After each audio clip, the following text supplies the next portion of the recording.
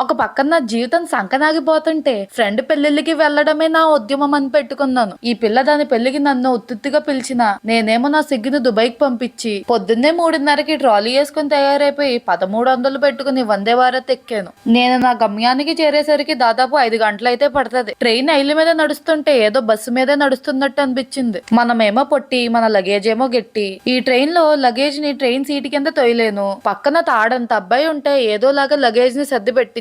ఎక్కిన అరగంట తర్వాత వార్తాపత్రికలు చదవడానికి ఇస్తున్నారు. నాకు దానికి ఎటువంటి సంబంధం లేనట్టు దాని వైపు ఒక్కసారి కూడా తిరిగి చూడలేదు. కరెక్ట్ గా పొట్టలో ఎలకలు పరిగెడుతుంటే చేతిలో టీ కప్పు బిస్కెట్ పట్టించారు. ప్రతి బియ్యం మెతుకు మీద తినేవాడు పేరు రాసి ఉంటదంట, కానీ నా పేరు ఆ బిస్కెట్ల మీద రాసలేదు. అందుకనే కవర్ చింపిన వెంటనే కిందకి దొల్లేసింది. నేనేమో పాము కాటినంత రియాక్షన్ ఇచ్చాను. జరిగిందంతా పక్కన అబ్బాయి చూసి తన బిస్కెట్లు నాకు ఇచ్చాడు. నేను కూడా నిర్మోహమాటంగానే తీసేసుకున్నాను. 2 గంటల తర్వాత టిఫిన్లు వచ్చాయి. ముక్కు మొహం తెలియని దానికే ఇంత వడ్డిస్తున్నారంటే నాకు చాలా ఆనందంగా అనిపించింది. సాంప్రదాయంగా 2 గారెలు, ఉప్మా, కేకు, పెరుగు పెట్టారు. మళ్ళీ సాంబార్ కూడా నాకు తినే యోగం దక్కదేమో అనుకుని జాయిగా తీసాను. ఇంకా బస్సులోనే నయం, కాళ్ళు ఇంకా ఫ్రీగా చాపుకోవచ్చు. 3 గంటల నుంచి కాళ్ళు ఒకచోటే ఉండిపోయి కుళ్ళిపోయి ఏనుక్కాల్లా తయారయ్యాయి. చివరి 2 గంటలు వాష్రూమ్ కి వెళ్ళడం రావడం అనే పని పెట్టుకున్నాను. ఇంకింతే నా కష్టాలు. ఎక్కువ చెప్తే మీరు ఏడుస్తారు. మళ్ళీ కలుద్దాం వేరే వీడియోలో.